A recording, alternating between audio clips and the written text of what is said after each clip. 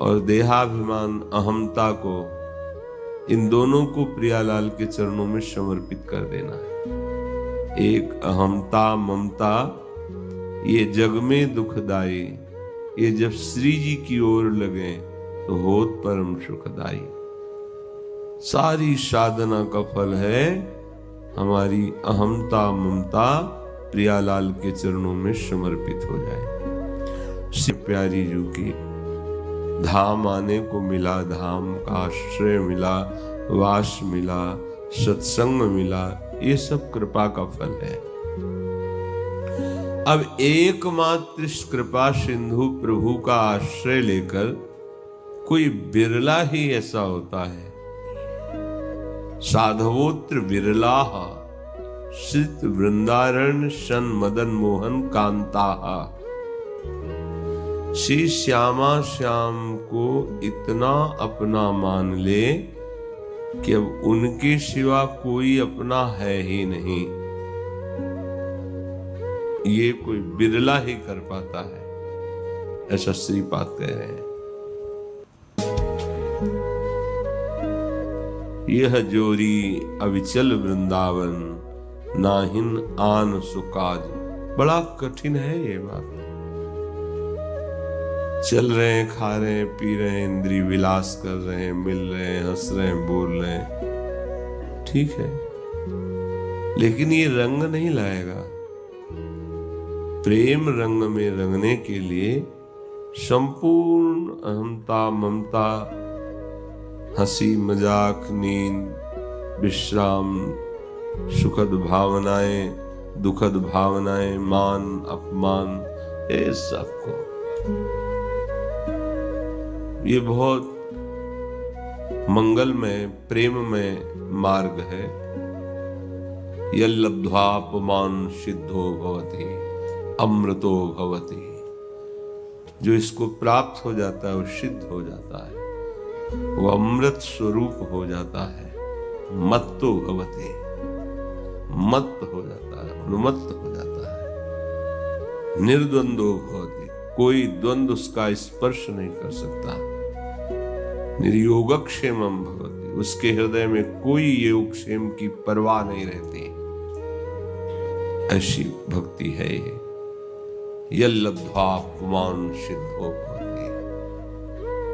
अब उसके अंदर कोई चाह नहीं रह जाती। आवश्यकता है अपनी अहमता ममता को समेटकर प्रभु के चरणों में एकाग्र कर देना। बल उन्हीं का, उपदेश गुरुजनों के सहयोग भजन का, पर निश्चय आपका निश्चय बन जाए। तभी कह रहे हैं कोई बिरला, साधवोत्र बिरला, कोई बिरला ही साधु ऐसा कर पाता है। जो मदन मोहन कांत श्री प्रियालाल को अपना मान लिया है, इतनी जोर का अपनापन कि उसमें कोई मिलावट नहीं, कोई वस्तु, व्यक्ति, स्थान, कोई मिलावट नहीं है। वो ऐसे महात्मा संपूर्ण जगत को सुख प्रदान करने वाले होते हैं। उनका बोलना, उनका चलना, उनकी चेष्टा, हर वृत्ति उनकी सबको सुख प्रदान करती है। जैसे पेड़ हो और सुगंधित हो, और बहुत सुंदर फूल पराग हो और रस भरे फल लगे हों, तो जो भी आसपास आएगा तो सुगंध है, छाया है, पुष्प है, फल है, प्रदान ही करेगा। सब पेड़ ऐसे नहीं होते। ऐसे ही बिरला कोई भगवत प्रेमी महात्मा होता है जो मम भक्ति युक्तो भोनम पुनात, तीनों लोकों को पावन करने की सामर्थ्य रखता है। ता बांधवो पिसः शिक्षयेत् चेत् सदा स्मर्तुं हरिर्नामैव केवलम् निःश्वासे नहि विश्वासः कदा रुद्धो भविष्यति कीर्तनीय मतो बाल्यात् धैर्नामैव केवलम हरि सदा वसेत् तत्र यत्र भागवता हरिर्नामैव केवलम। अहो दुःखं महादुःखं दुःखात् दुःखतरं यतः काचार्थं विस्मृतं रत्नं हरिर्नामैव केवलम्। केवल भगवान नाम हरि नाम मधुरता को भी मधुर बनाने वाला है। देखो जो शब्द जिनका मधुर है, मधुराधिपति रखिलम मधुरम, वो भी राधा राधा रटते हैं। जो स्वयं महामाधुर्य रस प्रदान करने वाली प्रिया जो है वो श्याम श्याम रटती हैं। श्यामेति सुंदर वरेति मनोहरेति। मधुरों का भी परम मधुर प्रभु का नाम है।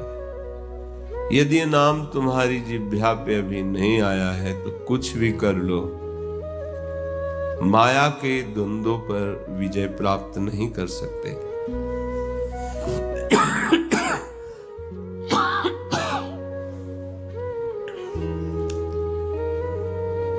कह रहे कि मंगल से भी मंगल है, सबका मंगल करने वाले भगवान हैं।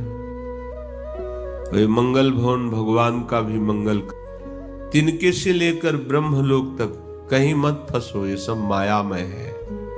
आ ब्रह्म स्तंभ पर्यंतम सर्वम मायामयम जगत।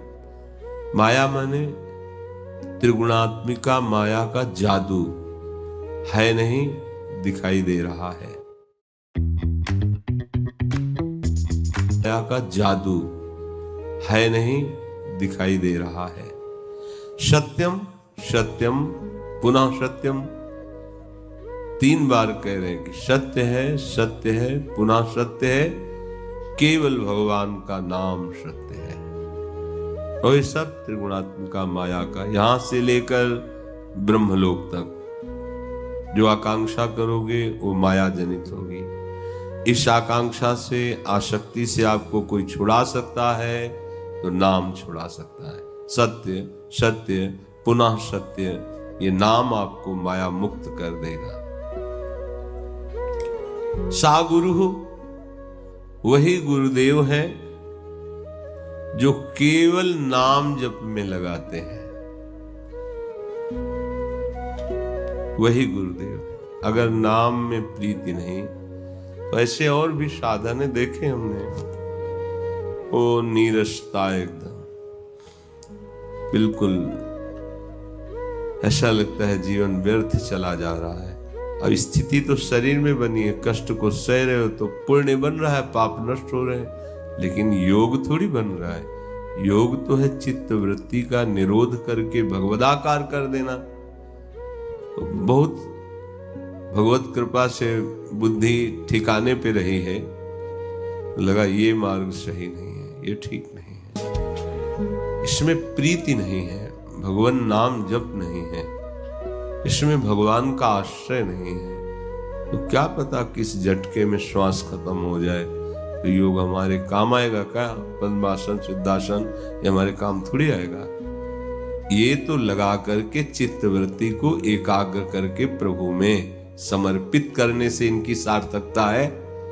इनकी कोई सार्थकता नहीं पद्मासन सिद्धासन की, इनकी सार्थकता है कि एकाग्र शांत और मन और इंद्रियों को समेट लिया और प्रभु में लगा दिया, ये इनकी सार्थकता है।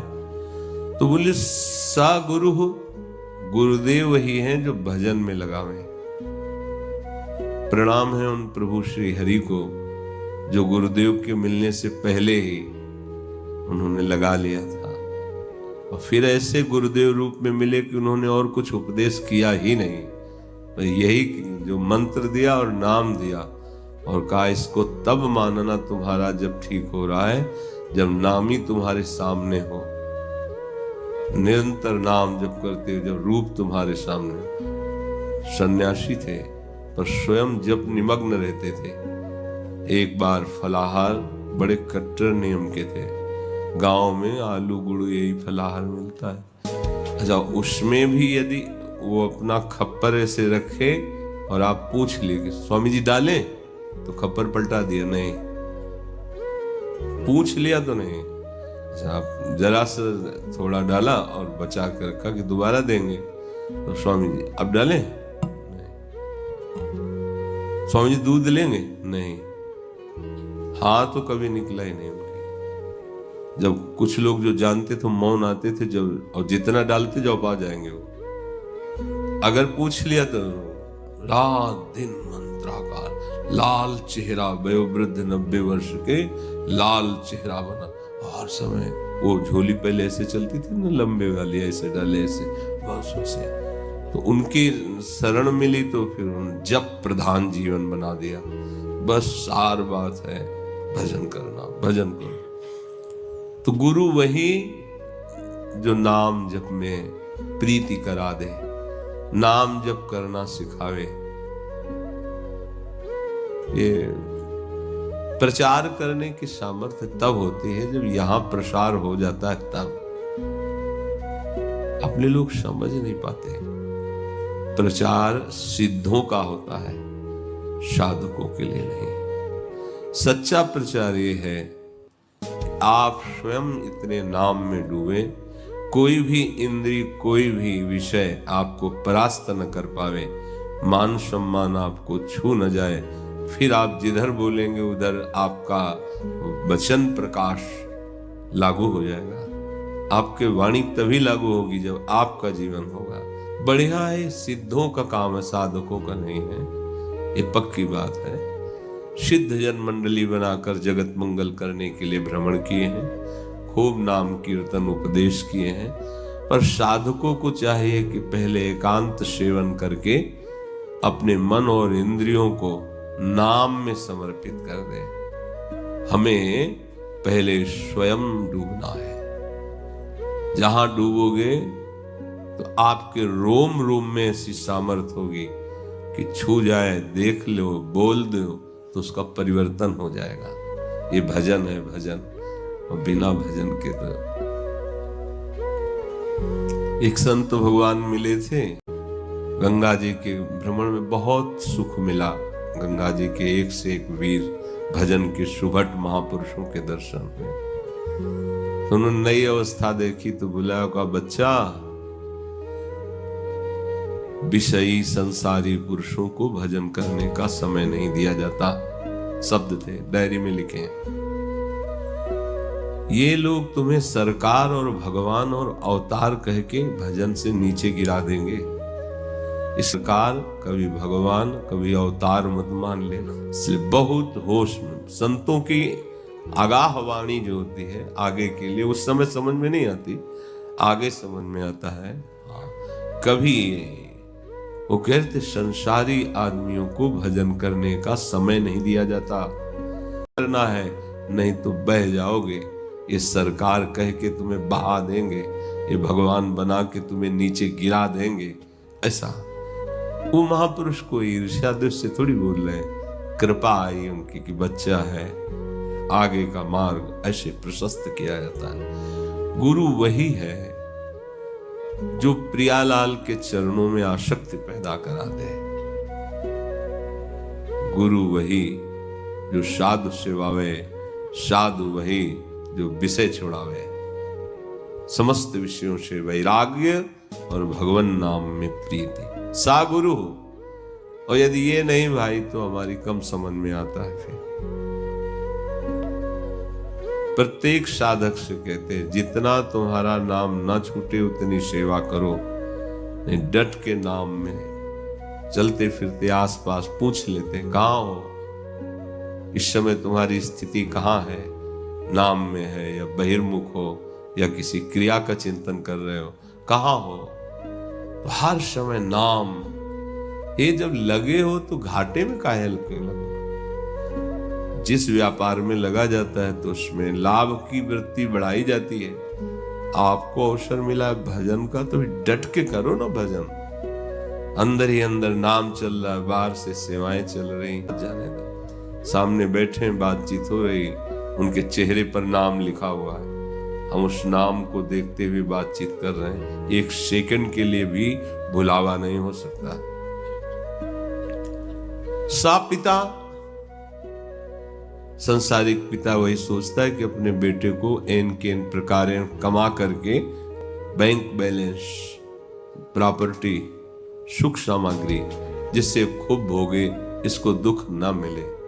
गलत बात। जिसके पास ये सब है वो सुखी नहीं है, बहुत दुखी है। अगर पिता सच्चे हो तो उनको 5 मिनट चाहे बैठकर नाम जप करना सिखाओ, नाम सिखाओ। ये नाम कभी इनको दुख में फंसने नहीं देगा। ये वो धन है जो त्रिकाल में कभी नष्ट नहीं होता। ये वो धन है जो इनको महान बलशाली बना देगा। लेकिन आप लौकिक संपत्ति का प्रलोभन देकर उनको निर्बल कर देते हैं, अर्थात वो भोगों के सहारे हो जाते हैं, वो भोगों की उन्मत्तता में फंस जाते हैं। निर्बल कर दिया आपने। आपको लगता है आप अपने बच्चे को सुखी कर रहे हैं। नहीं पापा मुझे स्मार्ट मोबाइल चाहिए। हाँ मैं कोई गरीब थोड़ी हूँ, ला के दे दिया स्मार्ट। पापा हमें 500 रुपये चाहिए। क्यों?